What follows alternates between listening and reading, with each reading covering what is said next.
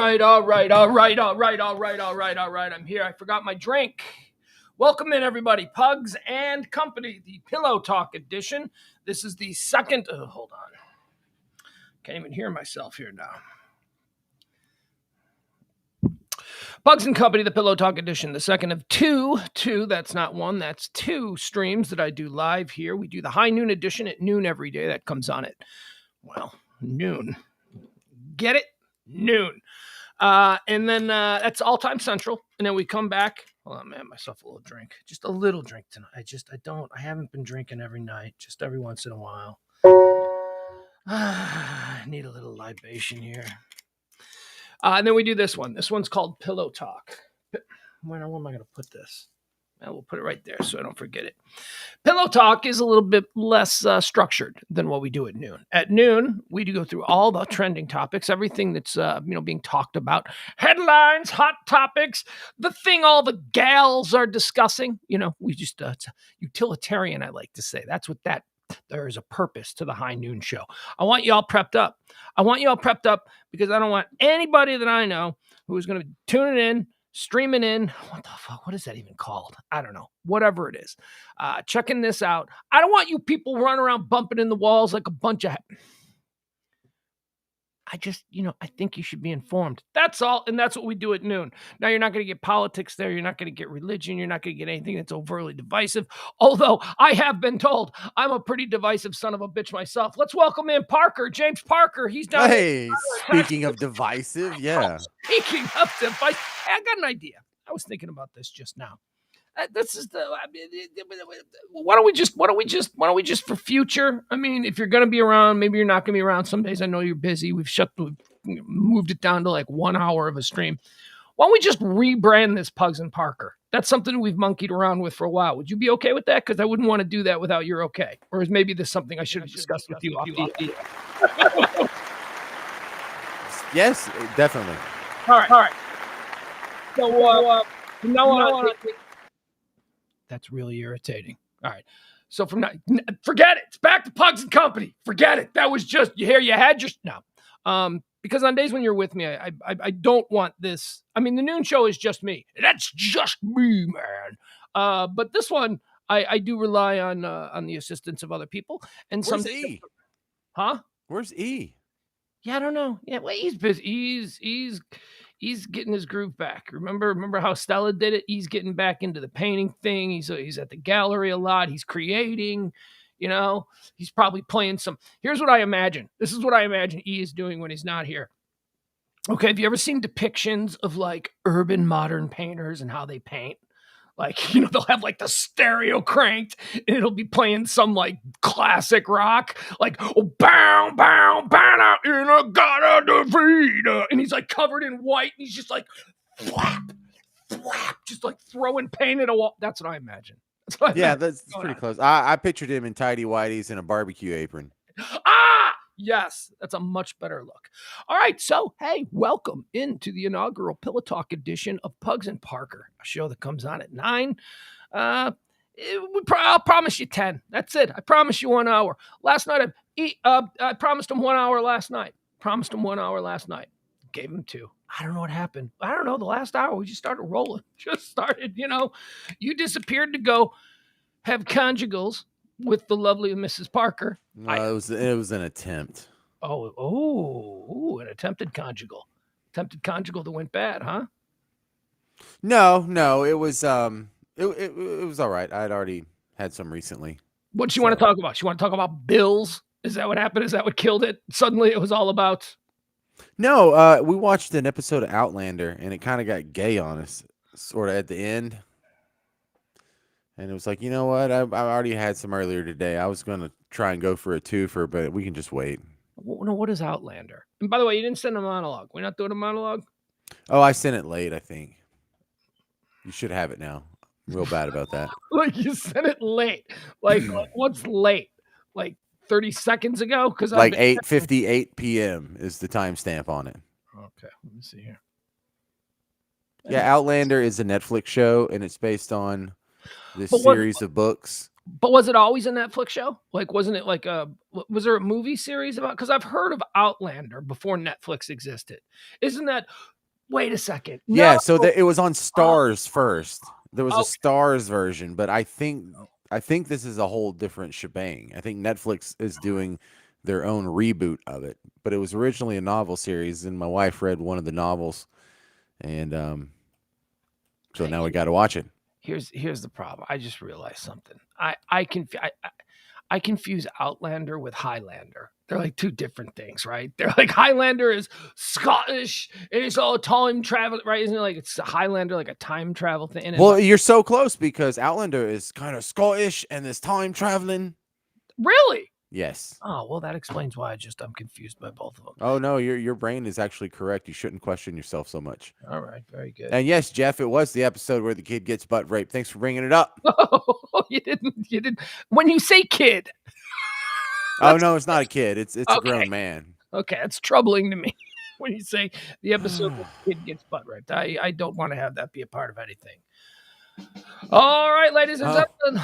Yeah, well, that's a great transition there, right? Butt rape right to the monologue. This is.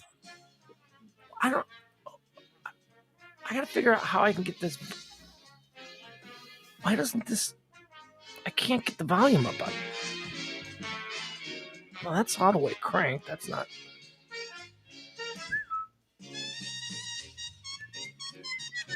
Well, I don't know. I guess that's the best we're going to be able to get. Yes, and Byron, that was Jameson, but what was with the bows on the Jameson? Is that a Christmas present? Yeah, Christmas gift.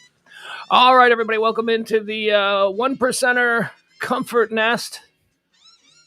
James, here's James. James, do some funny.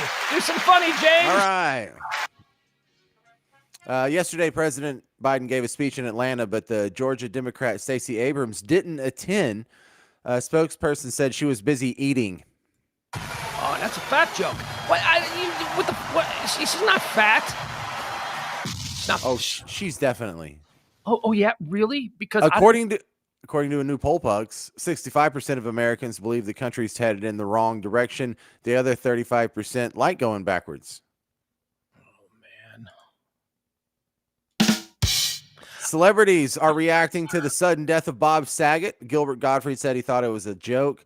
Jeremy Piven called it surreal, and Stevie Wonder said he didn't see it coming. Former American Idol contestant Clay Aiken announced he's running for Congress, but his poll numbers aren't going so good thus far. In fact, he's 10 points behind Kelly Clarkson. But where is he in regard to Ruben Studdard? Oh, look at that. That's some throwback American Idol humor. Ruben Studdard's dead, isn't he? Yeah, I think he is. But that's who Clay Aiken lost to. Where's my music bed? Do we just give up on all that? What do you mean music bed? The monologue music bed. What? All right, fine. In Dell, Oklahoma, a 38-year-old female teacher was sentenced to 30 days in prison for having sex with a male high school student. She says she prefers men of legal age, but wanted one sooner. See, because he's a Sooner, and they're from Oklahoma. So your instruction to me there was delayed boo. I don't have a thing for delayed boo, so I just paused and then hit the boo. I know it worked. It was funny, wasn't it? Making fun of me that way. Wonderful. Yeah, in Louisville, Kentucky, a man who used to be a woman and a woman who used to be a man are now raising two sons. And their relatives are confused, especially the boy's grandmother, who used to be their grandfather. Look at that. Inbreeding humor. Gender fluid inbreeding humor. In the biopic Elvis, there's a new movie about Elvis, opens in theaters June 14th, if theaters are still going to exist then. Or June 24th, I'm sorry. Austin Butler plays the young, slender Elvis, and the older, bloated Elvis is played by Rosie O'Donnell. Oh, yeah, there you go. Two fat jokes in one day. Two fat jokes in one day. Today is National Pharmacist Day. Contrary to popular belief, pharmacists don't just count pills. They can also work the cash register. Everything is delayed. I think I need to reboot after the show. Got to reboot. Got to clean everything out. And finally, here we go. Happy birthday to Melanie Chisholm. You recognize that name? She's one of the Spice Girls. She used to be Sporty Spice, but now she's Old Spice. Hi-oh! That was one of the worst ever. Stacy says Ruben's not dead. Now I have to know. Now I have to Google it. That's And why we have Google for these kinds of things. Ruben Studdard is, yeah, he's still alive. I guess I'm just a bad person. No, I thought he was dead too. I think I'm the one that said he was dead. I thought he was dead. I thought Ruben was dead. Ruben looks like the kind of guy that wouldn't have lasted. You know, Ruben looks like the guy who's got some health problems. Ruben was a very unhealthy looking gentleman. Big voice, big singer, but, you know. Well, look, I'm not a doctor, but it looks like he should be worried about coronavirus. You know, he's one of in that demographic that seems to be like, you're already carrying enough weight. You don't need to add that to it. Traffic stops. Timely. Look at that. look at that with the timely off-color humor. All right. I'm actually really shocked by that. I thought Ruben Studdard was Gonzo. I would have put money on it. I was like 90% sure he was dead. So who died? Whoops. Okay. So here's we know our Nikki Mckibben's dead. So, but there's no way you confuse Nikki Mckibben with Ruben Studdard. Wait, did I know Nikki Mckibben died? We already talked about that, right? Yeah, I think you did. Yeah. All right, hold on, wait a second. This is the shit Google was made for. This is what Google is for. She had an aneurysm in November 1st, 2020, or somewhere around there. I don't know. Friend of the show, friend of us, for a crazy chick. There you go. Okay, dead American Idol contestants. Apparently, there's enough of them for an entire list. Jesus. I'll look at America's Happy Time magazine Parade has a complete list of dead American Idol contestants. Wow. Parade, huh? I'm Parade. there. List of Parade? American Idol singers who died. You see it? Did I become the editor of a magazine and forget about it? This sounds like something I would have signed. American Idol deaths. Nikki Mckibben. We've already talked about her. Nikki Mckibben was part of the very first season of American Idol, which propelled the show. Who cares? Who cares? Nikki was part of that winning formula as the hard rock. Do you remember when she bit Eric's nipple off? Remember when she what? Bit Eric's nipple off.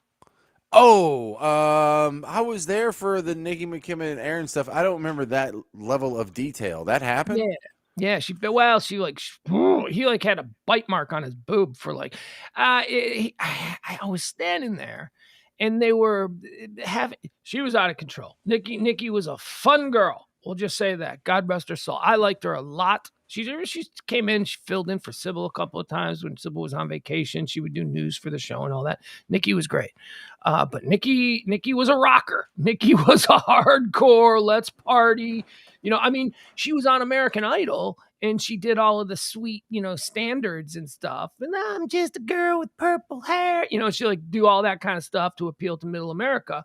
But then you'd go see her in her bar band, which I went and saw her band a couple of times. And she was like thrash metal. I mean, it was like Dallas thrash metal with Nikki. I mean, she was fantastic. She was a wonderful girl, but she lived a rock star lifestyle. And when I heard that she died, I was back in Chicago and I was like, okay, well, I got a pretty good idea on what went on here, how that could have happened. And I was wrong. Certainly not pleasantly surprised, but yeah, it was, she died of a brain aneurysm, which put her on life support. She was taken off of it and died a few days later. Right. But why did she have an aneurysm? It's not that she was jogging and her blood pressure was too high. It was probably drug induced, right? I mean, and that's not a pejorative or an insult to say that. I'm not trying to sully the good memory of Nikki Mckibben. But... Well, I think when you speculate in that manner, you can't help but sully. You are speculating to the negative. That is not a good way to go. Well, it's not so much a speculation to the negative as much as it fits the pattern of we did kind of know her, and we do kind of know a lot of deaths surrounding similar circumstances have that outcome. Yeah. And look, is it okay to say that about Bob Saget? Who thinks Bob Saget just died of natural causes at 65? I do. It seems like it. Well, okay. He died. I believe he died of a heart attack. From what we're learning, he was found in bed, tucked in bed, under the covers, his hand covering his chest. Those were the reports of the person who found him. That's how this person describes finding the body. And it's backed up by the security guard who came in right afterwards. Now, what caused him? You're right. What caused him to have a heart attack? I don't know. I don't know, man. I mean, here's what I do know. he was tweeting at like 4:30 in the morning. His last tweet of his life Yikes. came at like 4:30 in the morning on Saturday night.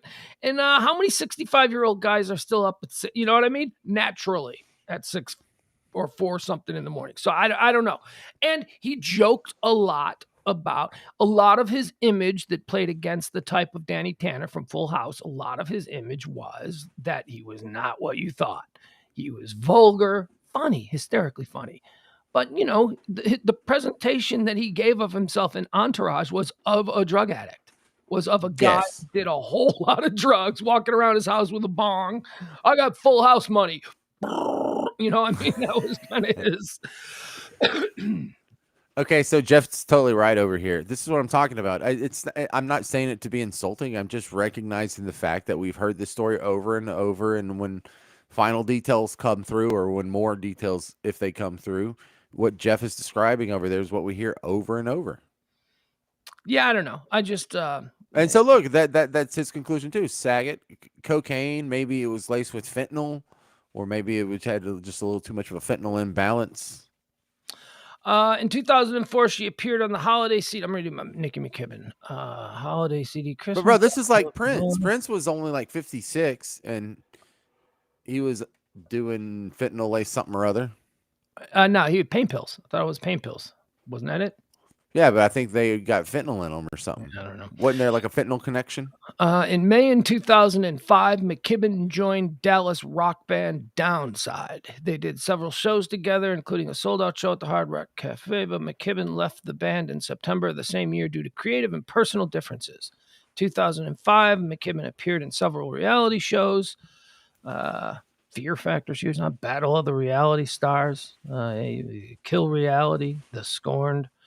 Later in 2005, it was announced that she was signed to record label Astral Records, blah, blah, blah. Okay, hold on. Mckibben's day. I'm trying to see. It doesn't really say. It does. Okay, after Mckibben. Okay, in 2008, Mckibben appeared on the second season of VH1's reality show Celebrity Rehab with Dr. Drew. Well, I mean, look, we knew that she would have been a good contestant for that because she... Yeah.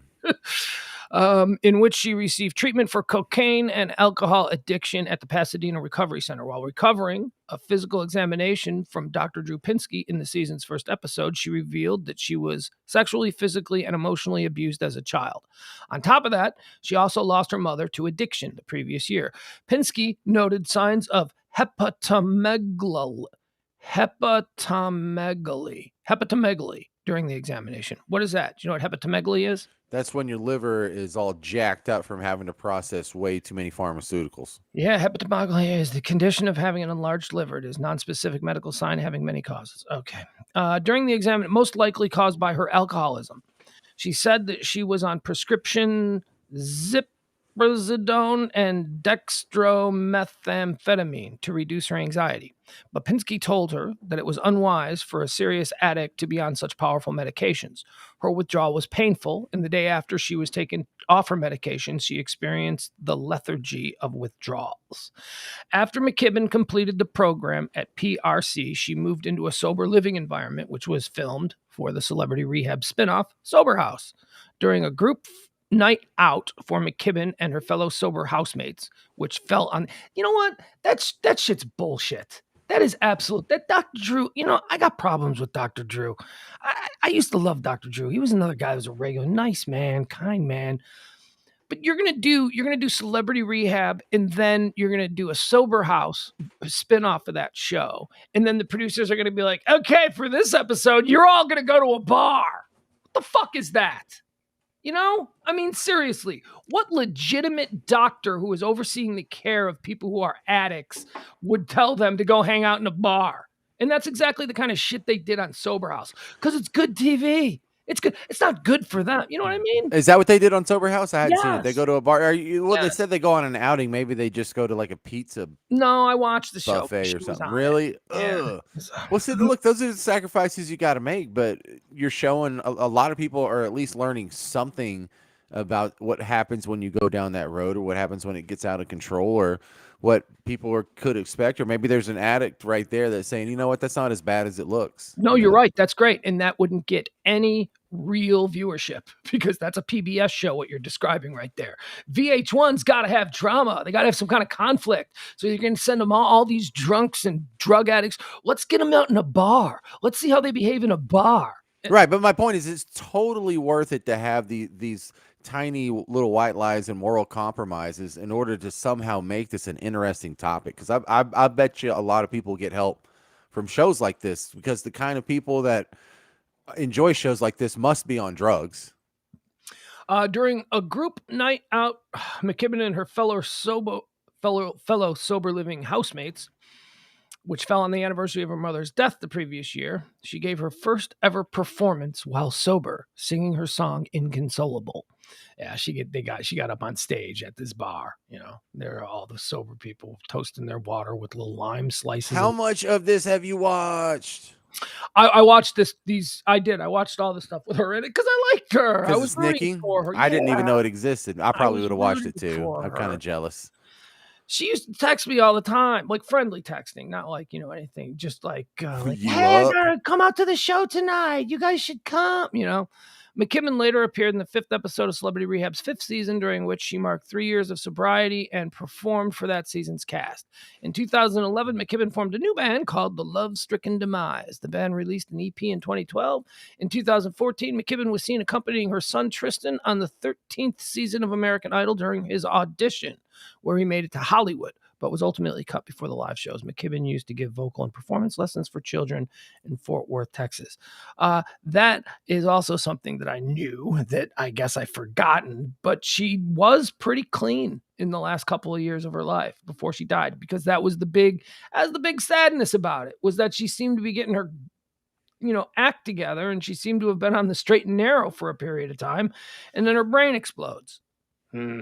That's unfortunate. All right, who else died? You get bogged down on Nikki Mckibben. Let's see who else. Ricky Smith, season 2. You know who Ricky Smith is? No. Not a clue. Marquette Lynch, season 3. You know who that is? No. Leah Liddell. I don't think I'm going to know any of these people from here on out. Not either. I don't know. Joanna Borgella, Michael Johns. I remember that guy.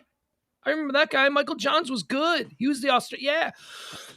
I remember like Dan and Dave from the decathlon. Yeah. What was that season that was like Dave and... Don't you remember Sanjaya? Yeah, I remember Sanjay Gupta. No. CNN. He's not the CNN doctor. The guy that sings for Queen now. He was in the finals. Adam something. Wasn't he in the finals against someone like Dave? Adam Lambert. And he ended up losing, but then Adam Lambert actually had a career, and the winner didn't. Adam Lambert's got a legit career. Probably, Kelly Clarkson and Carrie Underwood are probably the two biggest. Easily. But then Daughtry did something for a while. Sorry. Carrie Underwood. You got to include Jennifer Hudson. The girl won an Oscar. True. Jennifer Hudson has a freaking Oscar. So there have been some.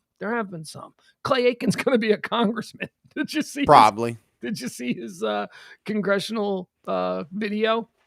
No, I didn't see the video. It did make it to the monologue though, where I said he's 10 points behind Kelly Clarkson. Yeah. I don't need to do that. By the way, I like her show. You ever watch Kelly Clarkson's TV show? She got a little talk show where she's a talk show host. She's just like us, Pugs. I love Kelly Clarkson. I just love everything about that girl. That girl seems to be totally unaffected. That girl seems to be just like a really nice chick. Michael Johns, I remember him. I liked him. He died. Didn't know he died. Aussie native Michael Johns was the first major Idol alum to die. He made a big impression on the star-studded season 7, rocking the mic with his stage presence. He passed away on August 1st, 2014 at the age of 35 due to dilated cardiomyopathy and what the coroner called an enlarged heart and fatty liver. I thought he was going to be a star. He was like a good-looking dude who could really sing, and he seemed real charming, and he had the Aussie thing going. The other guy, the other American, Chris Daltrey, right? Didn't he have a career? Doesn't he have a career? I said Daughtry. Oh, did you? Okay. Yeah. All right, so a bunch of them died. And then there's the other one. Who's the one that's like Cleopatra or something? I don't know. She's got one name. She's like a big Broadway star now. Black girl. Fantasia. Cleopatra. Yes, Fantasia. That's her. No, I had to do a bit on Fantasia because she was illiterate and wrote a book, and so I Really? missed. I know what the first step is, and I know what the final step is, but I missed step 2, 3, 4. I don't know how this happened. She's illiterate? And wrote a book, yeah. Or is that just something off? I think she just like dictated it to her speaking spell or Hold something. on, hold on. I gotta Google is Fantasia illiterate because that just might be what? Something you heard on Glenn Beck? What? I'm not sure. Hold on. Joe Rogan said it, Pugs. Yeah, it's Fantasia illiterate. That's what I heard from Joe Rogan's veterinarian. Yeah, she is. She's illiterate. American Idol winner Fantasia Barrino can't read. Yeah, conspiracy truth, Pugs. But she's more than willing to talk about it. She reveals in her memoirs that she is functionally illiterate and had to fake her way through some scripted parts of the reality singing show in 2004. You are illiterate to just about everything. Why is she still illiterate? Why is she still illiterate? How has an illiterate person written more books than me? How is she still illiterate? Children who are 4 years old aren't illiterate. She's had more than 4 years as an adult to learn how to read. She's had more than 4 years since we found out she didn't know how to read. Yes. Every day that she remains illiterate is a conscious choice. This is how she is choosing to be illiterate. What in the name? How does that... All right, so Herschel Walker was illiterate. Now he's going to be a senator, but they taught him to read in the end. Yeah, at some point along the way, he learned how to at least. But he graduated from Georgia. Not right. Read the diploma, but actually, I'm not sure he graduated. I don't know. Graduated on time, probably too. But hey, you know where the illiterate population is? Where? They're in prison. So in the United States, we're like 98, 99% literate. But prisons are only like 91% literate. There's like almost 1 out of 9 or 1 out of 8 prisoners is illiterate. God, how does that? Well, there goes your, what would we call it? Your white. I don't know. Well, I went to a school that had books and stuff. I don't know. I guess maybe if I grew up in a different way, right? Maybe the school would have. I don't know how I don't understand how people are. I mean, my kid learned. You've got like 5 kids. I'm guessing they can all read. That just seems like something we take for granted. Oh, like 3 of them are geniuses. That the kid, are they really? Which ones? Yeah. The boys or the girls? You got a smart girl? Rex and the 2 girls are all in like honors, gifted and talented, whatever program. And Rex is over here playing Bach on piano like super fast. And I've got these kids all jazzed up, except for one. Atticus he's normal.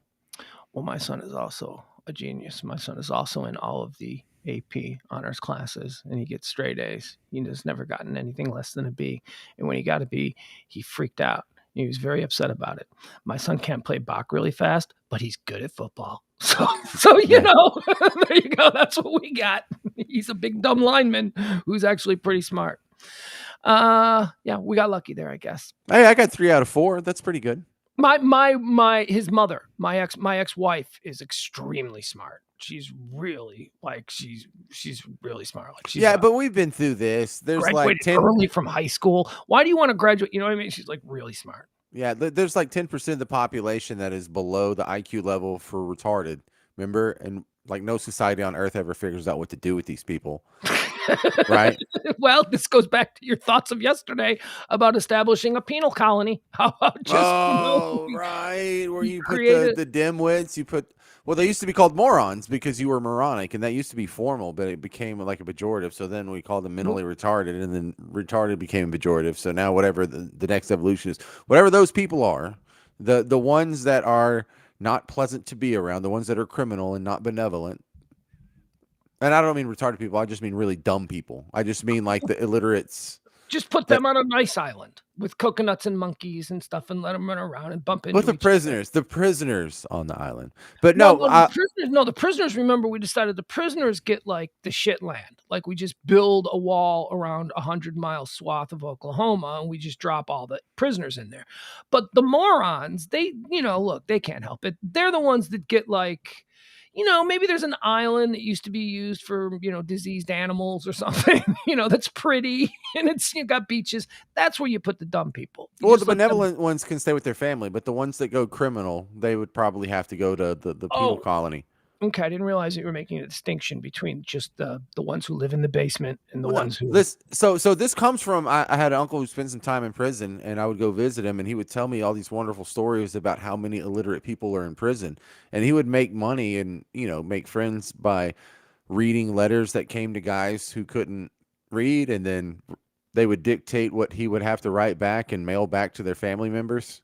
Because that's your main source of communication. It's really weird. It's the last time I wrote a letter to any. It's like the only time I've written a letter in my entire adult life. What was he in jail for? He had been in trouble for like a bunch of misdemeanors, like a couple DWIs, and got in a bar fight. And Fun stuff. yeah, he got in a fight with like an ex's like cousin and brother and beat him up pretty bad. So then he's on like probation. He's not supposed to leave the county without telling his parole officer. And he was going to visit his dad, my grandfather, who lived in the next county over. And he had his pregnant girlfriend in the passenger seat, got in a car wreck, and she died. So he's charged with reckless manslaughter since he wasn't supposed to be out the county anyway. So. Ooh. Yeah, so it's a horrible, horrible tragedy, and by the grace of God go I, because I've done a lot more dumb things than drive in a rainstorm outside of the county. Yeah, but here's what you do that he didn't. When you get in trouble with the police, you show up for court. When you get, you know what I mean? There's never a warrant out for you. They're never looking for you. When I get a speeding ticket, I go to court. That just seems to be like pretty much. Well, look, the leading up to that though, I mean, have you ever driven drunk? Because he got a couple DWIs. Okay, me too, but I just got away with it. I don't have a couple D. What do you mean you've got a couple DWIs? No, but my uncle did, and so that's what got on. Okay, here's a couple DWIs. Here's the next one. DWIs. I have been accused, but have you ever been in a bar fight? Yes. Oh, okay, so and then he got in a fight with the brother and cousin of his ex. So I mean. Yeah. By the grace of God, I mean, I've done all that, and I didn't end up with that record hanging around my neck. And then if I do get in a car wreck, when the worst god awful tragedy that happens to you, your girlfriend that you just found out she was pregnant, she dies like right there next to you, like that song that Pearl Jam redid, that oh where did my baby be? yeah. So like he went through that, like he watched her die in front of his face with his child. Still, so like the worst tragedy is that's what sends him to prison. It's like the beginning of a horrible movie. And look, I've done all those things, everything that he's done. I've driven in the rain. What was the last time you got into a bar fight? Oh man, let's see. I haven't. It has to be since Dallas. So like, how old were you? That's the question. Because I think that if you're getting into bar fights after 40, you're incorrigible. Oh no. He was in his 20s. Oh, okay. So he was a young guy. Yeah, dude. I hadn't gotten a bar fight since I was like 24. Man, my last bar fight was ridiculous. When you got hit with the beer bottle. Yeah, but I was out with a bunch of hockey players, like a bunch of big. What are we supposed to do? Not fight? Well, no, they weren't the ones that fought. They were. Somebody grabbed Kelly's butt, and then somebody grabbed my girlfriend's butt, and the hockey players didn't do anything. And I saw the guy who did it, and I started mean mugging him, and he backed down. He walked away, and then I went back to doing my own thing. And then he came up from behind me and cracked a beer bottle over my head, and it was on, baby. It was the blood pouring. We were brawling. Oh, it was great. It was great. But again, I remember sitting in the emergency room getting stitched up going, what the fuck am I doing? What am I doing? I am 30. I was probably 36, 37. I'm like, this is that's the last time I'm ever going to throw a punch. That is in a bar or like, out of anger. That is it. I can't be doing this shit anymore. And back to your uncle. Is he the worst person in your family? Like, who's your black sheep? Do you have a black sheep in your family? Man, we have like 4 of them. Really? No, look, he's definitely not a bad guy. I know I sound like a pit bull owner here. He's the nicest dog ever. You sound like the mother of a gangbanger. He's got a good heart, right? No, he really does have a good heart. It's hard. It's so weird for me to hear about the stuff he does because He's done nothing but favors for me my entire life. He's 1 year older than me, so we're pretty much the same age, and he really looks just like my grandfather, and it's kind of cool because my other grandfather was a dick, so I really liked his dad, and he really reminds me of his dad, and I kind of faintly look like my grandfather, and so we kind of look similar, except he's Hispanic. He's dark, black hair, and everything, but I'm halfway there, He's Hispanic? Yes. Oh, that would make the black sheep of my family. My family is Well, that would easily make the black. right. Well, there's a lot of Hispanic people in my family. You can't really black sheep people My for entire being family Hispanic. is Irish and inbred, so it's not like we have a whole lot to talk about. Yeah, well, my grandmother was Irish and she spoke Spanish. Cool. I mean, that for a second language. Do you know what a mixture of a woman who is Irish and Spanish would be like to deal with? My mom. Your mom is Irish and Spanish? Yeah, yeah. Oh my God. Oh, I bet your mom is a fiery typhoon. That's all kinds of anger. Those are two different kinds of ethnic anger, particularly in women. Latino women are fiery. In Irish women, the gloves come off immediately. Irish women will fight you at the drop of a. It's wow. That's your mom, huh? Yeah, kind of an Irish Mexican. Oh man. Yeah. So yeah, my uncle, the same age as me, and every time he lives in Austin. Every time I go visit me, he like insists on paying for everything. He always shows me a good time. He always you just visited him. Yeah, he drops whatever he's doing. If he has plans, he cancels them. Like, he doesn't have a whole lot of family. He basically grew up as an only child because my sister and his other siblings are like literally 15 years older than he is. He was from the next marriage of my grandfather. And he's just been so nice to me. We've never fought.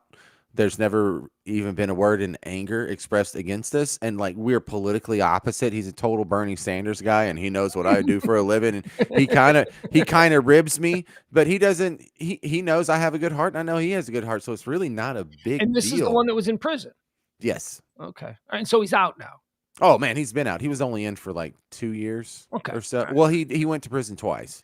It's easy to just hear somebody was in prison and that there must be a piece of shit or whatever leaps that we take, shortcuts that we draw to define people. But I had one friend who was in prison for like 5 years, and I won't name his name, but you know him. And he was one of the nicest. He was one of the nicest, kindest, most decent people that I've ever met. And he just got it. He went to prison because when he was in college, he took a job as a bodyguard for a drug dealer, and he ended up, the drug dealer went to jail and everybody in his little crew went to jail. And he wasn't a drug dealer. He was just getting paid like, $50 a day or something. He was a college student and he was a big football player. And so the drug dealer in the college town was like, I need you to stand outside and don't let, it was that kind of a thing. And he's one of the absolute sweet. Now he's completely changed his life. He's actually a very well and highly regarded artist. I mean, he's just a big lovable guy, a big sweet. And, he was in prison for 5 years. So most people would hear, he was in prison for 5 years, and they would draw these conclusions about these people. And your uncle is probably in the same thing. Sometimes people just caught up in bad decisions snowball, and then all of a sudden they find themselves in prison. Now, that's not to say that everybody's in prison, sweetheart, because I think we know that's not true. No, there are plenty of bad people in prison, that's for sure. But you remember Dave, my old roommate, Vitamin D, that guy? No, but he did quite a bit. When I was doing shows, and Eric would join us sometimes. No, I don't remember Vitamin D. I remember Eric, and I remember you. Dude, maybe he sang on your show. All right, if I saw him, I'd probably be like, I know that dude, but well, he did a few stints, but his deal, he just liked meth, and so again, not a bad guy. He didn't hurt anyone, didn't punch anyone in the face, didn't stab, and he would steal from Home Depot and Lowe's and things like that. Did I ever tell you? I guess I didn't tell you the meth story. No, I've always got time for a meth story. Hit me. All right, so when I was working for you and doing bits, I was doing a lot of rap songs. You make me do a lot of parody songs, and Dave was on a bunch of them with me. So then we started doing, and so then we started doing shows, And we did some at your events, and then we started doing some at other clubs that weren't station events. And Eric would join us sometimes. Remember all that? Well, he That's started. in your Talcum X days. Yes, yeah, exactly. So it was. Dave had an addiction issue before I met him, and then when he started dating a girl that also had some addiction issues, their two passions re-inflamed each other, and they started doing meth. And so you do a lot of waiting tables jobs, you do a lot of whatever pickup work you can find, but eventually you can't get a job anywhere. And so what you do is you go, and this is all hypothetically. Some of it's been adjudicated in a court of law, but whatever.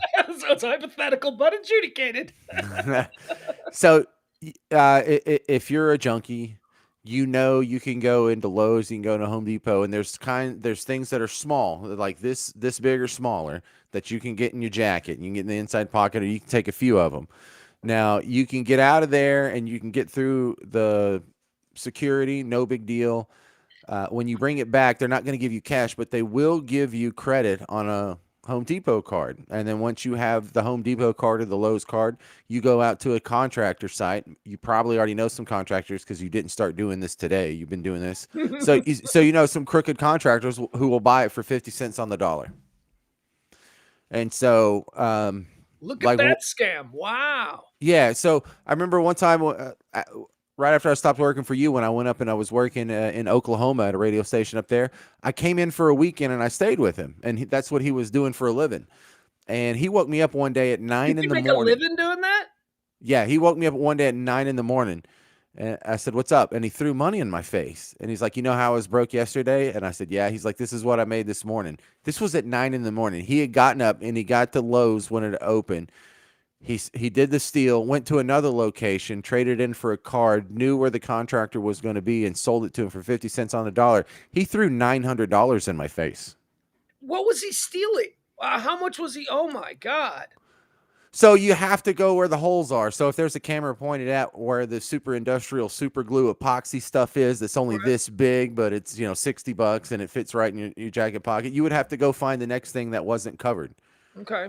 So you would have to find where the holes are in the security and then know, okay, so what's in this hole that is super expensive that I can fence and bring back to it. And you don't come to the same location. You go to another location. I wouldn't be good at that. That sounds like too much minutia. Too many T's to cross and I's to dot. I would not be good at that. Well, you would do it if you had a hankering for some meth. Byron says, butt rape, fentanyl, and meth. Great show. Yes, and it's going to get better because I want to talk about Drake. Did you see this story on Drake? What's the Drake story? I'm a Drake fan. I'm tired of all this bad Drake press. The Astro World thing made him look bad. And then what's this new one? All right. I got two things that I want to do with you before we blow out of here today. I want to talk about this Brian Flores, the coach of the Miami Dolphins, who was let go, and the supposed blow up that occurred between him and Tunga Tua. I want to talk about that, but I want to talk about the Drake story. So let's get into the Drake story here. All right. I'm just going to read it to you. I want you to take it all in, and then I want to hear James Unfiltered. I want to hear Parker's hot take on this because it's crazy. First of all, we all know who Drake is. Drake is probably one of the biggest stars in the world at the moment, music superstar. I couldn't name a Drake song. Tootsie Slide, Started from the Bottom. You don't know any of these? Can't help you out. If I heard them and somebody said, "This is Drake," I'd go, "Oh, I know this dude." Keisha, do you love me? Are you riding? Say you never ever be right beside me. But here's my problem. I've never been an R&B guy. Down for you always. I mean, I like classic R&B. I like Marvin Gaye. I like Al Green. Well, this is more rap than R&B. Well, right, but he's not rap. I like a lot of hip hop, but I wouldn't consider him a hip hop guy. He is. He's definitely a hip hop guy. Okay. Drake is protecting himself at all costs, James Parker. An Instagram model tells the Too Much Hot Tea podcast that she had consensual sex with the rap superstar at his hotel a few weeks ago. After their romantic encounter, Drake reportedly went to the bathroom to dispose of the condom. That's when the woman removed the condom from the trash and inserted the opened end into her vagina in an attempt to impregnate herself. only to discover that the condom had been filled with hot sauce. Wow! You trying to get with... Oh, my God. She's trying to get knocked up by Drake because she's a bitch. And Drake knows this game, so he fills the condom with hot sauce. Now, we got a lot to discuss here. There are a lot of angles. There are a few moving parts that I want to break down in this story. She claims that she screamed from the burning sensation before Drake ran in the bathroom. He admitted that he had poured a packet of hot sauce into the condom to kill the spermsies. Why even? Okay, the story goes on. On Tuesday, Adonis' father seemingly addressed the wild. Is that his kid? Does he have a kid named Adonis? I don't know. The story is written like we're all supposed to have Drake posters in our bedroom. On Tuesday, Adonis' father seemingly addressed the wild rumor. In the caption to his latest Instagram post, he insinuated that his alleged sexual partner was hungry for her 15 minutes of fame. You can have your 15 minutes of fame. I'll take the other 23 hours and 45 minutes, he captioned the pair. And then there was a picture of Drake there. On his collaboration with Wasting Time, Drake admits the lengths he goes to. Drake admits the lengths that he goes to ensure that no one is trying to take advantage of him in the bedroom. Gold medalist flushed the magnums just so that they gotta get magnums in there, Drake, really? Just so they're not collecting my specimens. Damn, he raps. Apparently he says that in a song. Drake became a trending topic on social media as they weighed with memes and jokes over the lead sauce incident. Okay, so obviously, he's going to have a lot of, spur of the moment sex with some sketchy ass women who look really good on Instagram. I mean, that's got to be great, right? I mean, back in the day before the Instagram thing, it was, I love the stories of like old James Caan always had friends who worked at Playboy magazine. And James Caan would sit there, like James Caan hung out at Playboy Mansion, so he knew like all these people. But James would like flip through a Playboy magazine, pick up the phone and go, "Hey, this girl here on page 189, I want to have dinner with her tonight." And he'd have dinner with her tonight. Yes. That's what how a these lucky dudes... dude. Oh, James Caan, man. Are you kidding me? He was the man back in the day. They had it great. But now it's just Instagram. Now it's just like, you're Drake and you're looking at all of these hoes on Instagram and you're like, ooh, I like this one. And then you just instant message them. And because they're Drake, they're on their way over to your hotel room. It's so easy for these guys, which, I'd have been jealous of back in the day. But as we've already established on the show, I don't have sex anymore. Not really into it. However, I still appreciate. Don't say that. That's what's true. It's absolutely true. What's the worst that's going to happen? A bunch of chicks are going to try and get with me. Nah, that ain't happening. I'm fine. Trust me. All right. So how about one? If I find what I'm interested in, that's fine. But at the moment I ain't looking. So Drake and people of his ilk, they got to be worried about this, right? So I guess the idea is you have the sex with the girl who is probably going to try and trap you. I mean, how many NBA players go through this? We learn about this all the time. Okay, we know someone that this happened to. Do you know who I'm talking about? No. Oh, dude, come on. He was a sponsor on the show. He was a ref in dodgeball. He didn't have a regular store. He had a superstore. Oh, Bruce is dead. Bruce, I'm calling. This happened to Bruce? That's where his kid came from. Remember when we were hanging out with him? All of a sudden, one day he had a 15-year-old son. Yeah, no. Well, that wasn't all the son. I knew he had a 15-year-old. I had met him many times. I know. Well, I'm not saying it was like a secret and we just found out. Yeah, it was like he didn't even seem to be that old, like old enough to have a 15-year-old. Yeah, he was. I know the story. I know in detail the story of yeah. Wasn't that a condom out of the trash situation? I do not doubt that Bruce spun that tale. I don't know that that's true.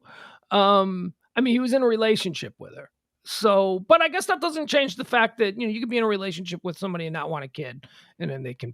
So you're right. So all right. So Bruce is passed on. God love him. One of the great people in my life. God, I love Bruce. But okay. So yes. So apparently this happens. So these Instagram hoes who are looking to have a baby by someone like Drake or an NBA player who's coming to your town or whatever. She goes into the bathroom. After he goes into the bathroom, she fishes the condom out of the wastebasket and she shoves it up in her because she's a classy lady. And, the hope is that she's going to get pregnant and then she's going to, in 6 months, be able to be on Entertainment Tonight or TMZ or whatever. She's going to get her. Or just get a check. Yeah. So to stop this, Drake, he's got a bottle of hot sauce, Tabasco or something underneath the counter there in the hotel room. He carries it with him and he fills the condom and he throws it in the thing. Now, here's my question. Why not just flush it? Why aren't you just flushing it? Why are you laying bait? Your own lyrics recommend you flush it, Drake. Are you worried about stopping up the plumbing? Is that what you're worried about? Are you in an RV and you have a gray water tank? Is that what it is? It's like he's taking some perverse pleasure out of trapping these terrible girls look, you're both terrible. You, Drake, are now just as bad as she is for being some hoe that just hooks up with you off of Instagram and then goes in there and tries to get herself pregnant by shoving a used condom up her, hoo-ha. But she's clearly worse than him in this scenario, though, because look. First off, he needs to be better. Go ahead. Yeah, it's noble for us to say, well, if she means so little to you, then why are you having sex with her? Are you just using her or objectifying her? That's what I'm saying at all. No, I'm just saying it can be interpreted that way. I'm not saying that's what you're saying, but I am saying that he seems like a jerk for doing it. But the fact that she goes in there and gets busted in the trap pretty much exonerates him because I guess he was right. I guess she is the type of thought that would go in there. She is a gross hoe. And try and exploit the situation. He was nice enough to smash, but he didn't want it to be raw. And she couldn't agree to those terms after the fact. No, that's almost, that's not the same as rape, but that is non-consensual impregnation. And what the hell is Jeff Glenn saying? You don't flush condoms or tampons. I don't know about tampons, but I've flushed every condom I've ever used. What do you mean you don't flush condoms? James, you flush condoms, don't you? You don't put them in the trash. That's disgusting. Send them away. Get them through the pipes, underneath the house, and into the sewer system. I don't want that. Who would? I don't know. All my garbage I wrap them in. The 4 times I used one, I wrapped it in toilet paper and threw it away. You threw it in the trash? Yeah. Well, I've only used sparingly. Don't you have to urinate right after or soon after? Yeah. Okay. Well, that's the normal thing. So you're there, you're urinating, you take it off. You have to deal with it immediately. The dealing with it is an immediate thing. The urination's later. You have to just throw it away or I don't know. I really didn't use a whole lot of condoms in my day, dude. No, you have 12 kids. That's obvious. You've got. No, the rest of it was just me losing at roulette constantly, and so very, very lucky for that one. Okay. The ball did not land on my number. So, but now let's talk about. There's got to be. The Dolphins coach. No. We're still. With Drake. Yeah. Well, let's not move off from this yet. Look. First off, you never let me get my unfettered, visceral response, and that was good. Good for Drake. Good for Drake. If that's what he has to do, then that's what he has to do. He knows more than me what it takes to deal with this sea of thoughts that are constantly trying to abuse the privilege he's given them by sharing his bed. And I know it sounds ridiculous for me to say that, but it's not ridiculous for Drake to say that. It's not ridiculous for Drake to think that it is some sort of honor or some sort of, he had his choice between thousands of women tonight and he chose you. The least you could do is respect his decision to be safe and not go around that wall of protection. So shame on her, number one. Number two, kind of genius to use hot sauce because Because that's gonna hurt. She Because don't he is remember that. lying. He is lying about the spermicidal intent of the hot sauce. The intent of the hot sauce is the quills of the porcupine that is supposed to incentivize the thought to leave it alone. Yeah, you could probably spray Lysol in there or something if you really wanted, but I used hot sauce because he knew that would have an adverse effect on her genitalia. And He he knew was that right. Whoa, man! I bet that hurt.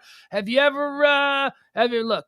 The genital region of both men and women, I assume women, extremely sensitive. I had a really bad experience with Ben Gay once, and let me tell you, you do not want icy hot or Ben Gay anywhere near that region. Or if you've been slicing jalapenos and you have to go to the bathroom, wash your hands thoroughly. Oh my God. Yeah, I once had that. I once had that with buffalo wings. I was eating buffalo wings and I went to the bathroom and I had some sauce on my hand. And then it was like, oh boy. Hello, lady. Hi. Yeah, that is not fun. But the Ben Gay, for you little leaguers out there, you get a groin pull, you're rubbing the Ben Gay up in the areas, right in the inside of your thigh. You're feeling it kind of feel warm and good, and maybe you'll get the idea to try a little something. Don't do it. I know it's slick. I know it's a lubricant. Don't do it. Don't do it, you little leaguers out there. Trust me. Trust your Uncle Pugs on this one. Keep it on the inner thigh. Don't go anywhere near the ball sack. Don't go anywhere near anything else like that. Okay, my lesser observation, like not my main thought, not even my secondary thought, but like my fourth tier thought on this is, man, what a nice life these dudes lead, that you have these chicks want to sleep with you so bad. They are so in love with you. They just want to have your babies so bad. And there's thousands of them and they're just lining up and they're pulling your condoms out the trash because they love you so much. I have a wife. I just bought her a 5-bedroom house. I'm still begging, right? Yeah. I'm like, no, have another glass of wine, baby, and see if magic can happen. Yeah. How wonderful would it be to just live a lifestyle where you afford yourself the opportunity to have such thoughts? I just hope he's truly grateful for it. I hope he understands and is grateful and thankful to God every day. He better be a religious dude.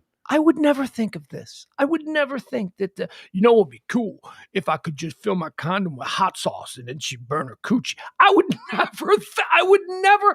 We've never had that problem. Never have that. Yeah, that opportunity, that thought processes have never crossed my mind. Never in a million years have I gone there. Because as I was frolicking through my bachelorhood, most of my partners were like, please don't get me pregnant. Just... right? Yeah. Nobody wanted to get knocked up by you or me. They certainly weren't going the extra lengths to try and get pregnant by me.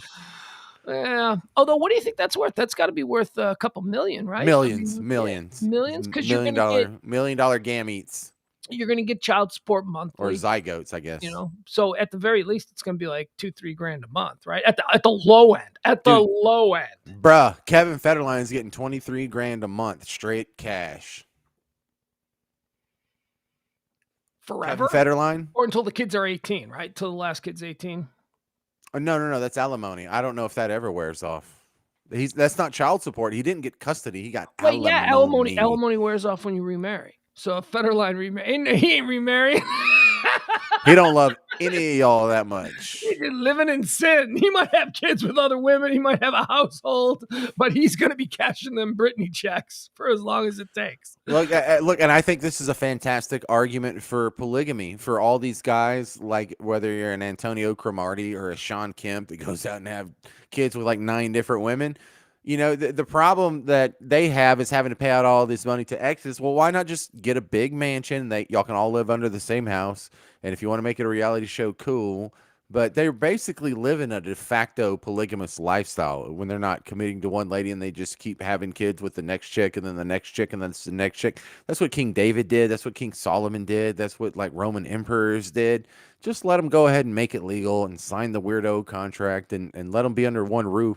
So these kids can grow up with their daddy, right? And hip hop stars like Drake, they are the Caligula of this era. The Genghis Khan. Yeah. Genghis Khan had kids with like 250 women. Yeah. I have my buddy Mike. Okay. I mean, I'm my buddy Mike.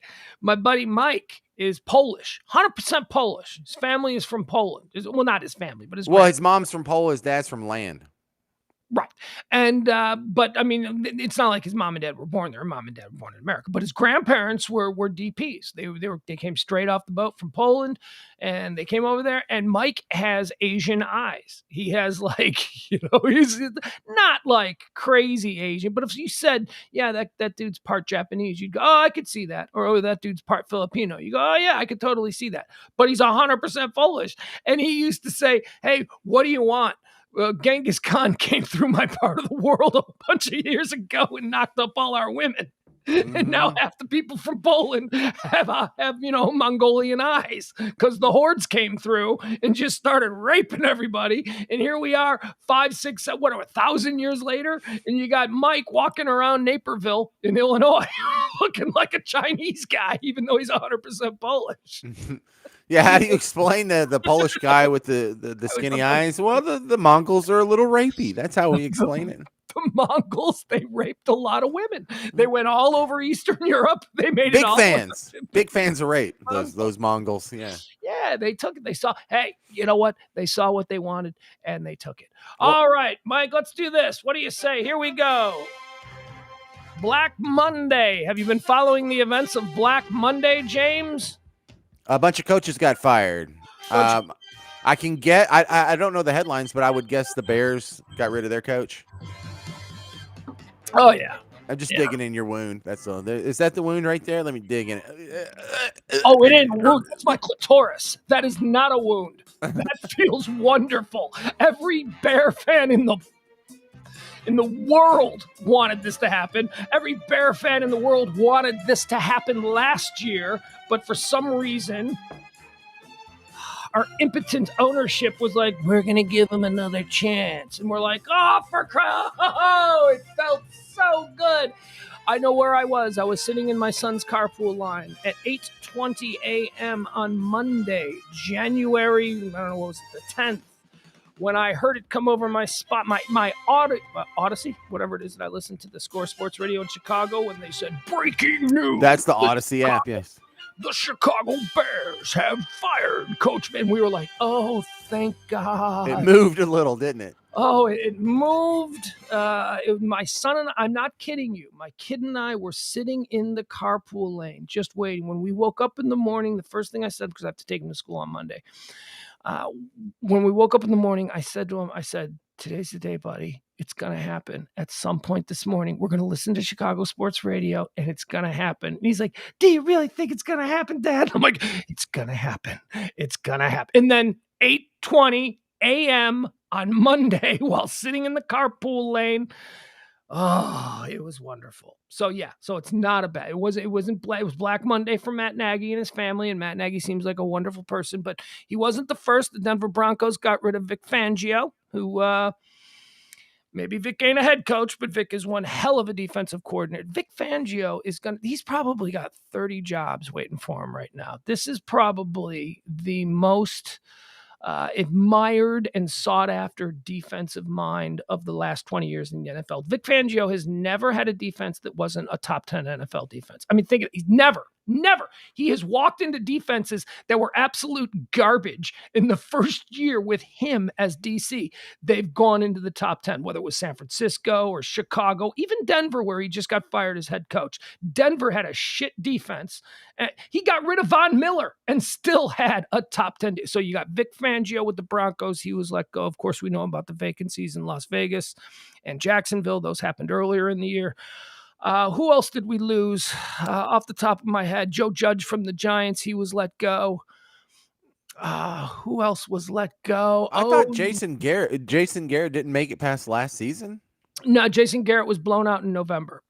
He was Joe Judge's offensive coordinator there with the New York Giants.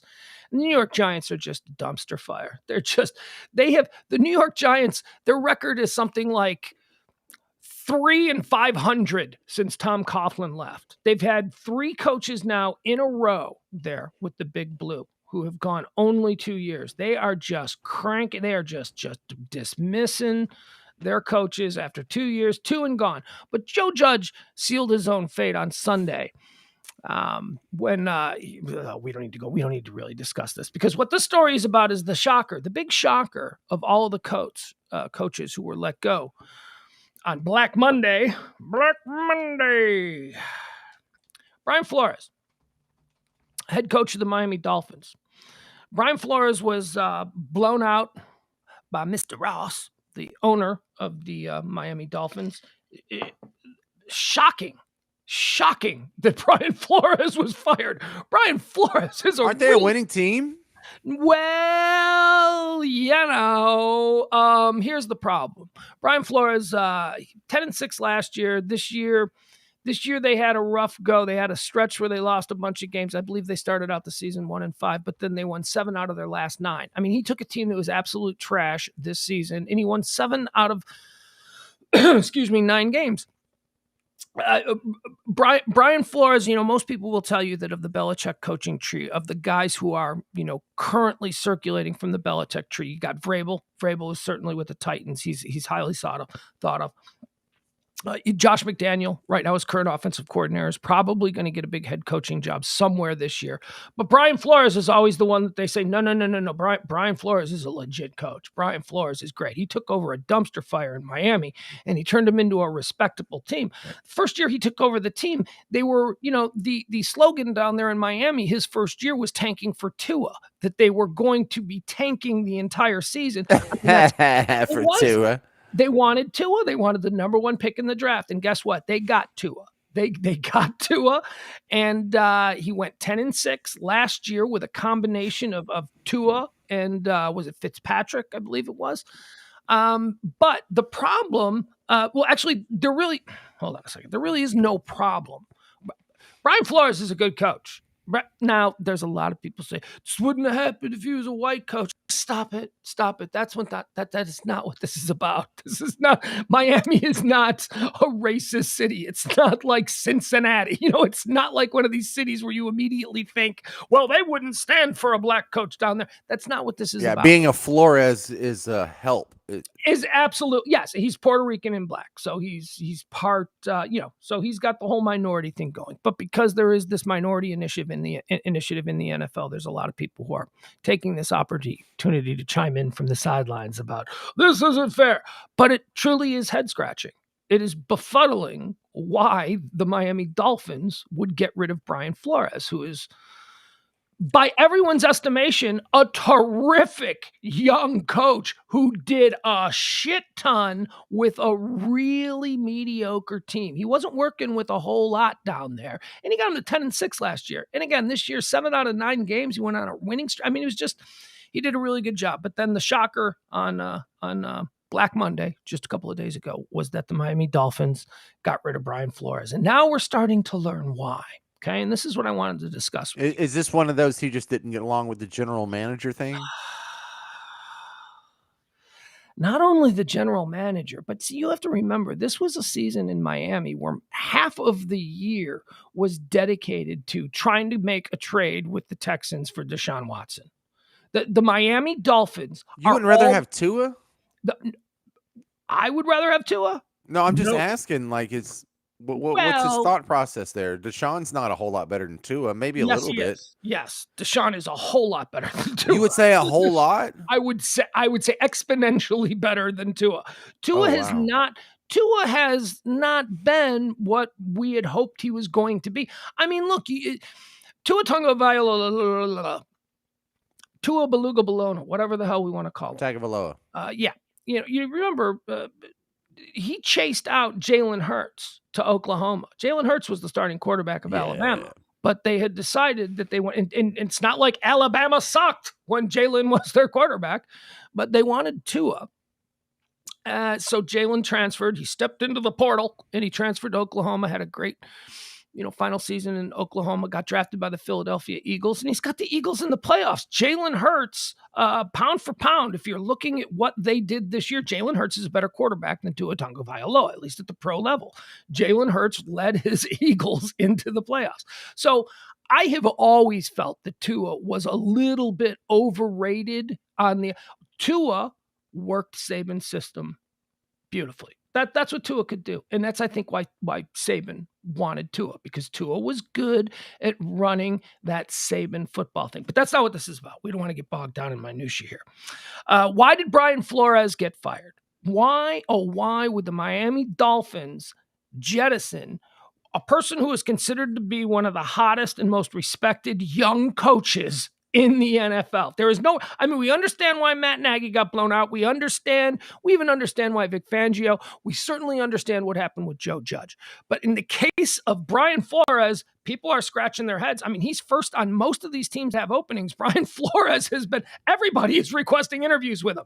Everybody's like, okay, let's get him in here, because this is a proof of concept. We've already seen proof of concept. We have been able to see what he did with a dumpster fire in Miami. What went on behind the scenes between Tua Tagovailoa and Brian Flores in Miami? On Tuesday, a day after the Dolphins fired their former head coach in Flores, a new report said that he had an F-bomb-filled meltdown with the quarterback at one point this season.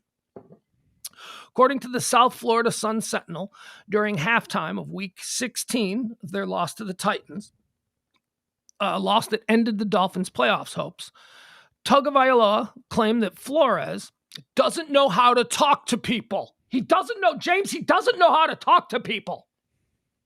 Flores, meanwhile, reportedly said he needed a better effing play from his quarterback. The exchange was apparently one of a few spats between the coach and quarterback, as noted in the article, which claimed Flores was fired for communication and collaboration issues. The Dolphins surprised many on Monday, myself included, when they announced the firing of Flores after posting back-to-back winning seasons. Flores tallied a 24-25 record in 3 seasons with the Dolphins, going 5-11 in 2019. That was the tanking for 2 a year. They had nothing. That was his first year. It was a total dumpster fire. 10-6 in 2020. Shocked the world. They were the darlings of the league last year. It was like, what the hell is going on in Miami? And then 9-8 this year. 9-8 after starting out 1-5 and then winning 7 of 9. I mean, when your team starts out 1-5 and it looks like by the bye that you're already eliminated from the playoffs, to be able to, and they're not, but it feels that way. And you're able to focus your team of young players and trash heap also-rans. You're able to focus them to go on a 1-7. I'm sorry, not 1-5. It was a 1-7 start. And you're able to focus them to win 7 out of their 9 next games. That's coaching. That is all coaching. It's the same players who went 1-7, who were able to not get bogged down in their misery and fold up their cards. 7 of 9 win. That's an amazing coaching job by Brian Flores. And here's the most important thing. This is what most people couldn't understand. He beat the Patriots twice this year. The Miami Dolphins, I guess everybody in the East, their main rival is the Patriots, because the Patriots have been kicking everybody in the East's ass for well over 20 years at this point.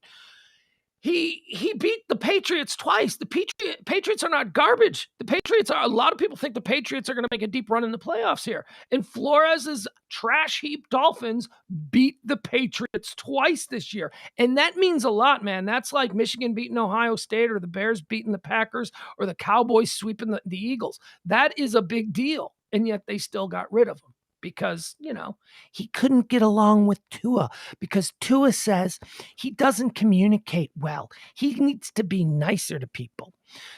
Team owner Stephen Ross said Monday that he did not see Flores as a, quote, healthy fit in Miami. That same day, ESPN reported the Dolphins made the coaching move because Flores' relationship with general manager Chris Greer and Tagovailoa had deteriorated to a pretty bad place. Okay, so this is a personal thing. That's what these are. Someone doesn't like his personality. He didn't get fired necessarily for cause, although if he had been winning more, it'd be a lot harder to pull one of these personality fires. But it sounds like, I'm not saying he's a dick. Maybe the general manager's a dick, but it sounds like they just didn't get along as human beings. I'm saying all football coaches are supposed to be dicks.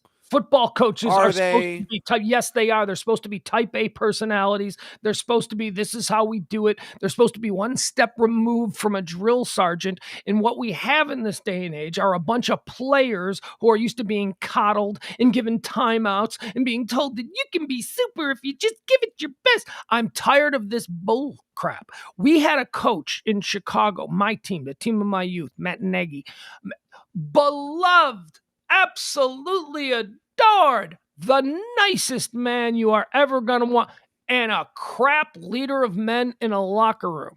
Now, there is a backstory here that needs to be mentioned as to why his relationship with Tua probably wasn't that great.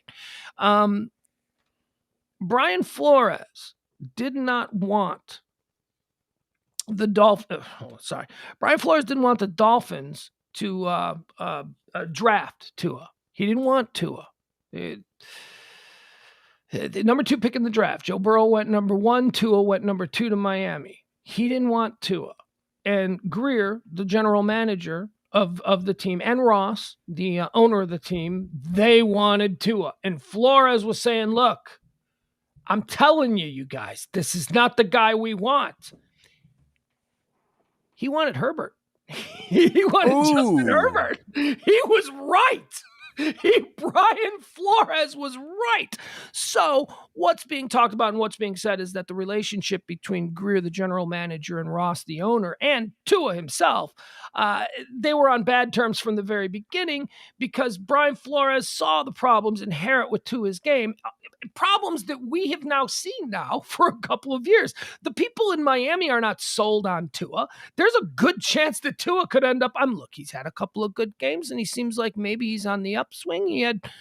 But there is the jury is still out on whether or not Tua is going to be a good NFL player. In fact, it was so, and then there was a big problem this year because the Miami Dolphins, as I said, for about 5-6 weeks in the middle of this season, they were trying to move heaven and earth to get Deshaun Watson to come to Miami. They were going to move on.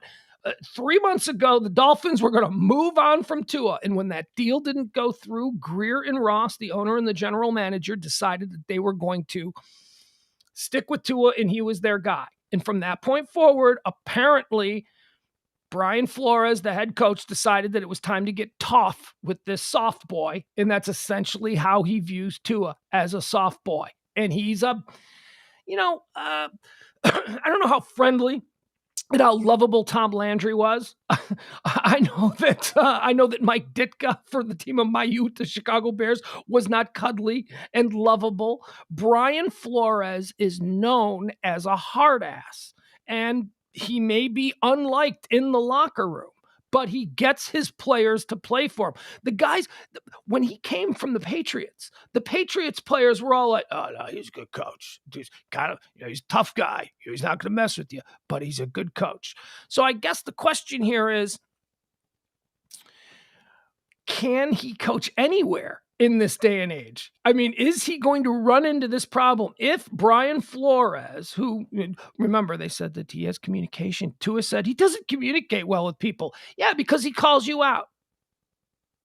Because he's not going to allow you to just be like, I had a bad game. I'm going to go home and play Madden, and we're going to get back at it again tomorrow, right, coach? And he's like, no, you're going to get in the room. We're going to watch tape, and you're going to run drills until you can pull that. Did you play football? Did you have, you were a soccer guy, so I know you played sports, but I don't know if you played football. I was in 3rd grade. Some of the most overbearing and demanding men I've ever experienced in my life were men who were teaching 10-year-olds how to play football. I think I worry and I fear that Brian Flores, who is a great young coach, is just not cut out to be coaching the modern athlete.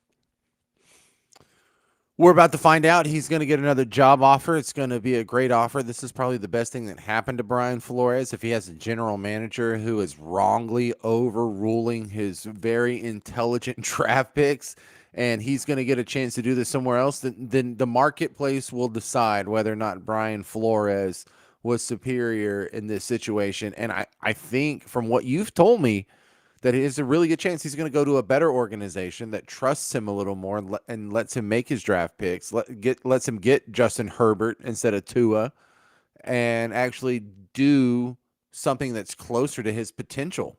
And let's also be clear. Stephen Ross, the owner of the Miami Dolphins, is a fool. He's a long-standing fool. He's been doing silly stuff for a long time. He's not a fool of the caliber of When was the last time the Dolphins organization was relevant? It was before he owned it. Yeah.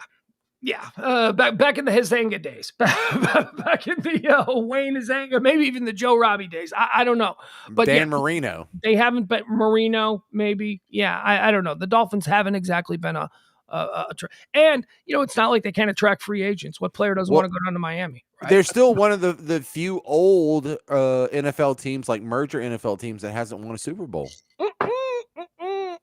Did they win one? Did I miss it? Did they win one? My God! Oh, the 72 Dolphins. They're the only team in history to go undefeated. They're the only team in history. That's their last one, though. That's their last one. 72. I think what you were thinking of was the Marino Dolphins that never quite made it. But those teams, those Shula Marino Dolphins, were incredible. It's just the winningest team and never got a Super Bowl. Get over. Yeah.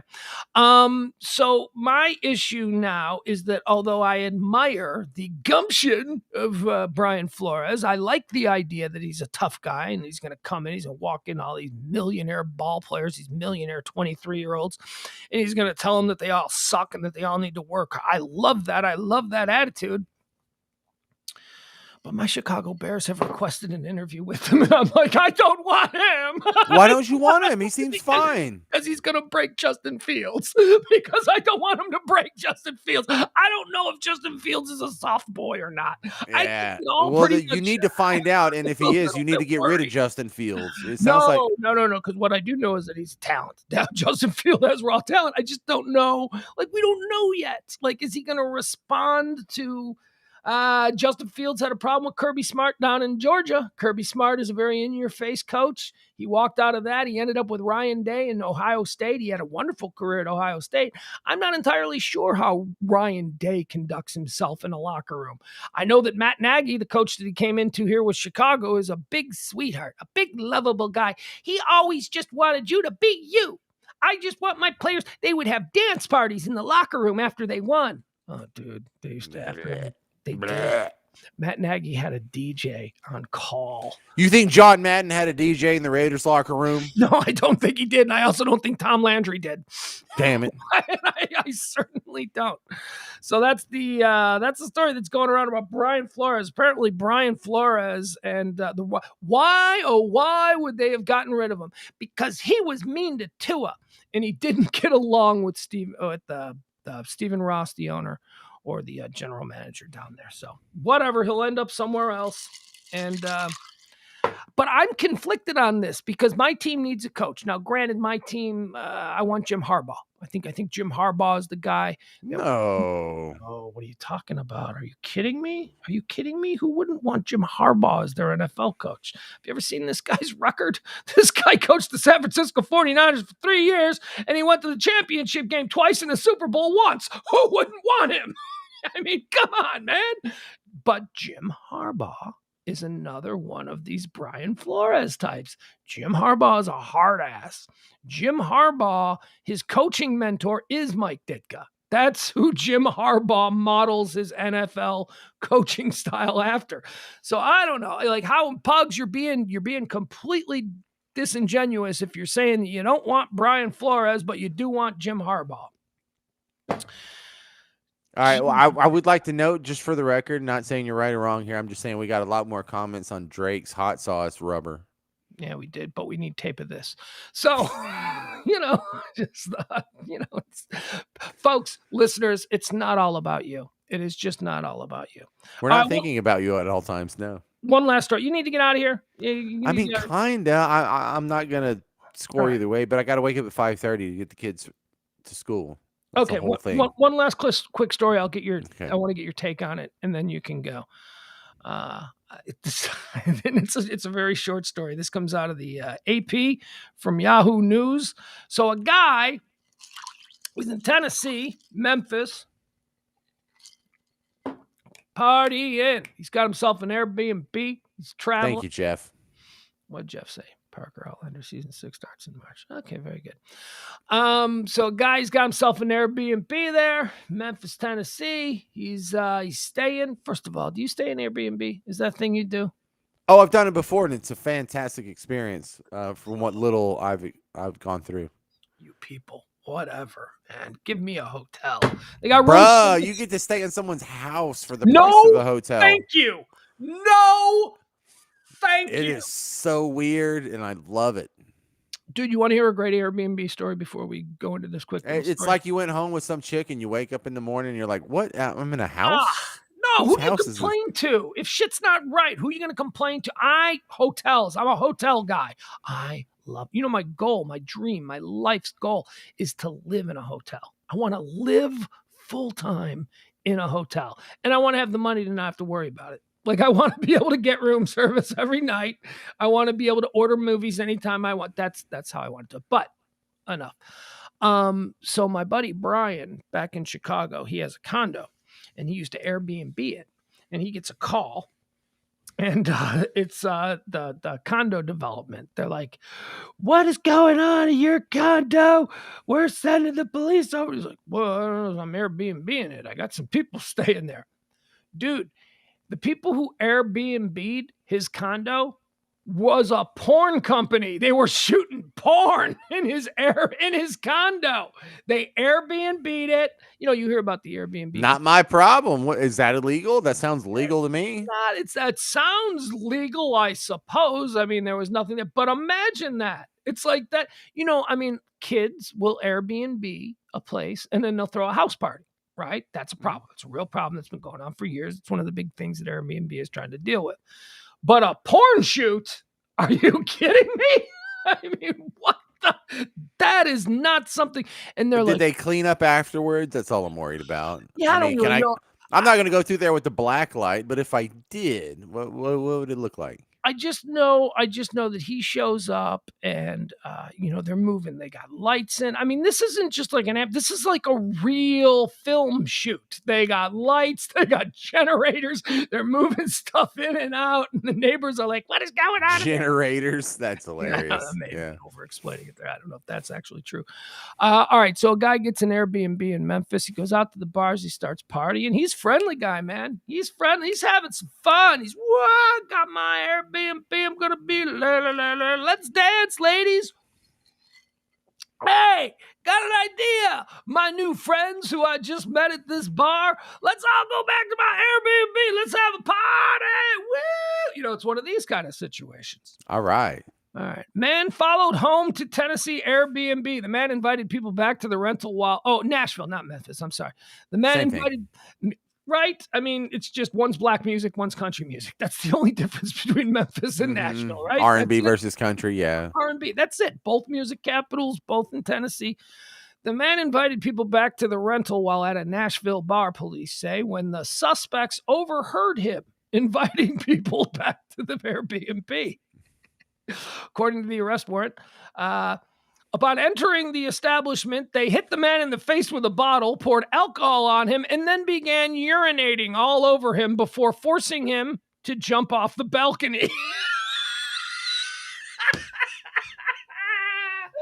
You're terrible, Pugs. What do you mean? How does that happen? Where'd the urinating come from? I don't know. What happened? All right, so you're like, I'm here on business. I'm staying in an Airbnb. My meeting in the morning got canceled. Let's all go back to my place. So he goes back. They crack him over the head with a bottle.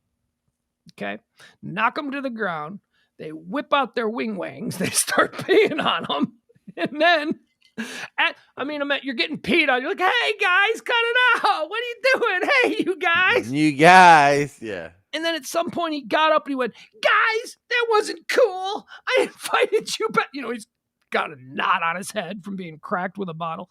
"Guys, that wasn't cool. What are you doing that for?" He's like, "Now you're going to jump off the balcony." "What? You're going to make me jump off the balcony?" "Get on the balcony." What kind of power trip are these guys on? Crazy, right? Isn't that nuts? Psychopaths. All right, plural. That's all I got on that story. They have better. They are still at this point suspects. So Allegedly, reportedly. Please don't come sue us. All right, and the last thing that we'll mention, we're gonna get out of here. Time I get out, it's 10:30. I promised you an hour. I give you an hour and a half. That's how we do these things. Ronnie Spector has died. Ronnie Spector From the Ronettes.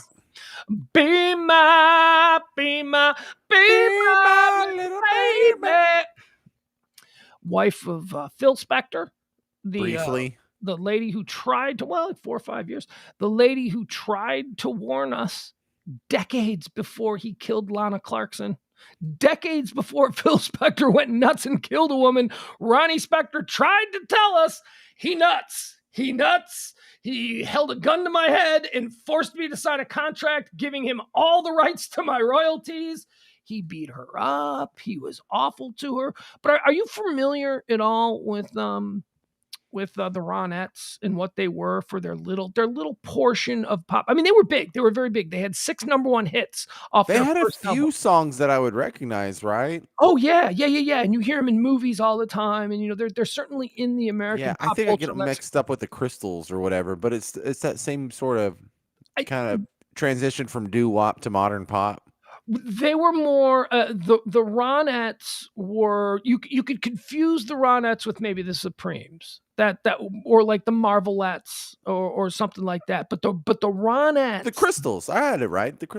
their vibe, the Ronettes vibe, the way they played against what, say, the Supremes was that they were the bad girls. They were, the other girls would come out and, like the Supremes, Diana Ross and the Supremes were forced to look like church girls because the idea was white middle-class America is not going to accept a black girl. We're used to the Andrew sisters. We're not going to accept a bunch of black girls from the projects in Detroit. So you have to look as socially acceptable as possible. And that's what the Supremes did. The Ronettes did the opposite. The Ronettes, they were like, look like trash bitches. Just come out and look like you want to. Wait, are they black? Yeah. Oh, they sound white. Yeah, well, what does that mean? What does sounding white mean, James? Oh, you know damn well what it means. I know. But yeah, and they were like the bad girls, and that was sort of their hook. And Ronnie was Ronnie Spector. I don't know what her name was before that, but Ronnie Spector was Veronica Greenfield. Not exactly a black name, is it? Not exactly a black name. Doesn't sound black to me. That does not sound. Excuse me for recognizing patterns. Yeah.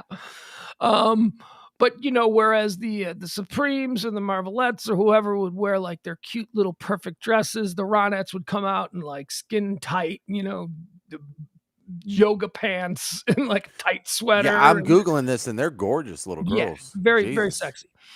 John Lennon, famously, the first thing that he wanted to do when he came to America during that Ed Sullivan show thing, the Beatles, we always see that clip. First thing he wanted to do was meet Ronnie Spector. And how fun is this for Ronnie Spector?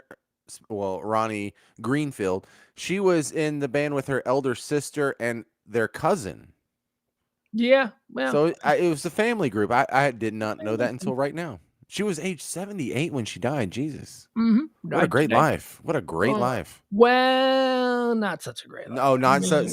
No, they were discovered by Phil Spector. The Wall of Sound was they were Phil Spector is a famous producer we all know because he killed somebody a couple of years back. But before that, he was before Dre, Phil Spector was like maybe Phil Ramone as well.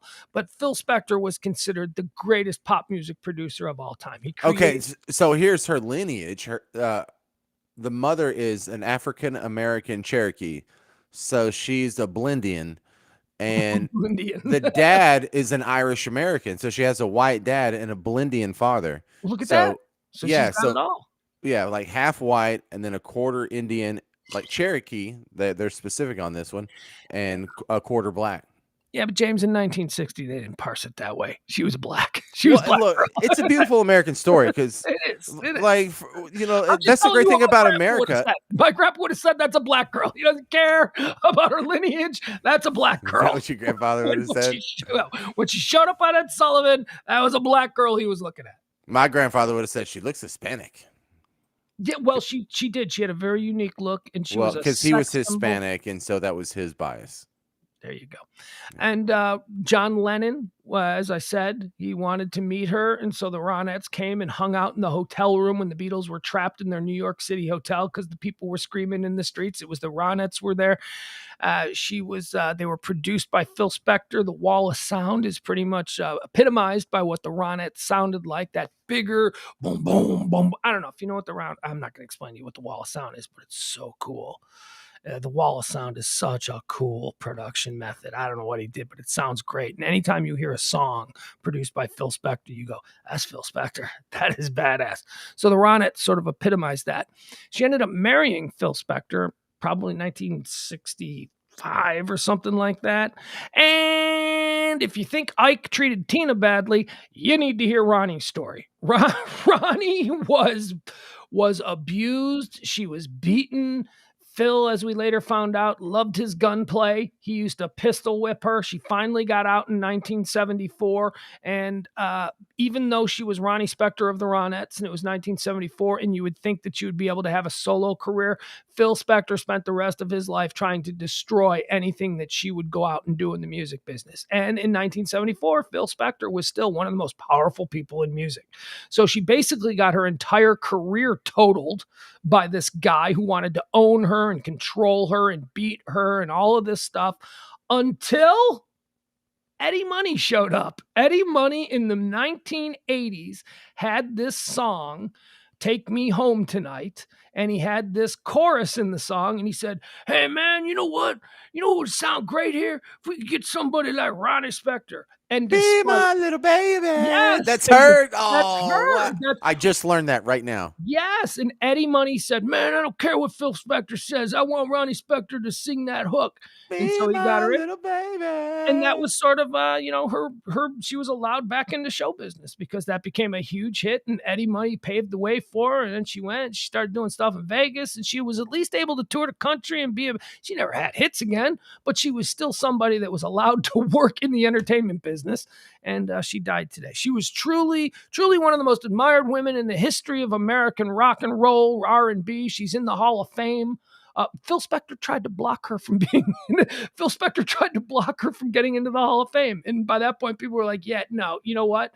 This woman has like 10 number one hits. Radio stopped playing her stuff for decades because of the power of Phil Spector. I mean, what Phil Spector did to this woman's career is really a shame.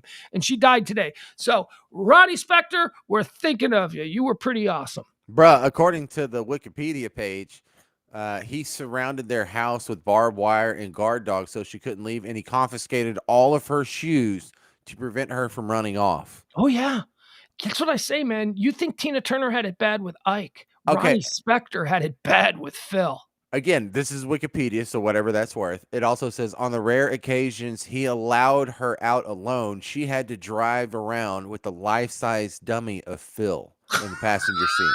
He was crazy, man. Phil he Spector, also, yeah. Insane. A genius, a musical genius. So Phil put a gold coffin with a glass top in the basement and told Ronnie that he would kill her and display her corpse. That's her coffin. If she ever left him. Yeah. Yeah, that was one of his big mental mind fucks. He built a coffin or bought her a coffin and he put it in the house. With a glass top and said, I'm going to show your family and everyone you know your dead carcass if you try and leave me.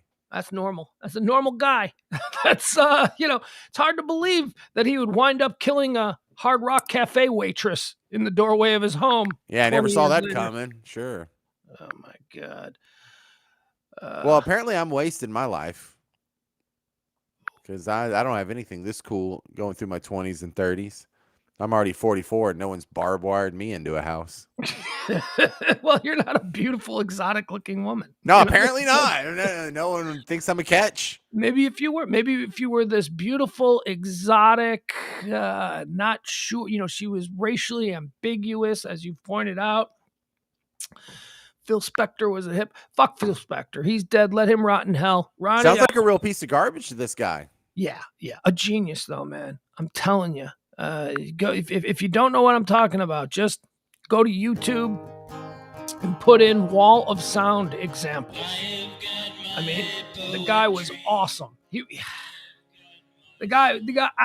Phil Spector could produce an album now, but as Ronnie Spector said about him in her autobiography, and I read her autobiography about 20 years ago or so. That's how I know all this stuff. She said about Phil Spector, he never learned how to live outside of a music studio. He was in the music studio, he was the king, and he could do what nobody else could do. But once he got home around the kitchen table, he was a monster. He was just an absolute monster with a crazy hairdo. All right, James, say goodbye to everybody. We appreciate you hanging out with us. We'll see you tomorrow. High Noon Edition comes on at noon Central Standard Time. Hot topics, trending topics, current events, all of those things. And appreciate it. This has been Pillow Talk with Pugs and Parker. The best is yet to come. I have found a different way, so baffling to some. I have got an old guitar, that is all